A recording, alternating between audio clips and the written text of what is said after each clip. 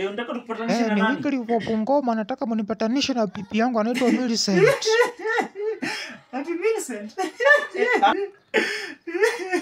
Mahindi alikula mahindi gorogoro ati gorogoro ngapi?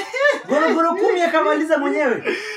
Akanamalizia watoto Akiwa peke yake. lakini sasa mimi nampenda, nataka tu nirudie kwa kupeleka watoto wetu mimi na yeye. Lion Day, Ambuzi Day. masani ya kutoboa siri. Toboa siri nasi. Toboa siri.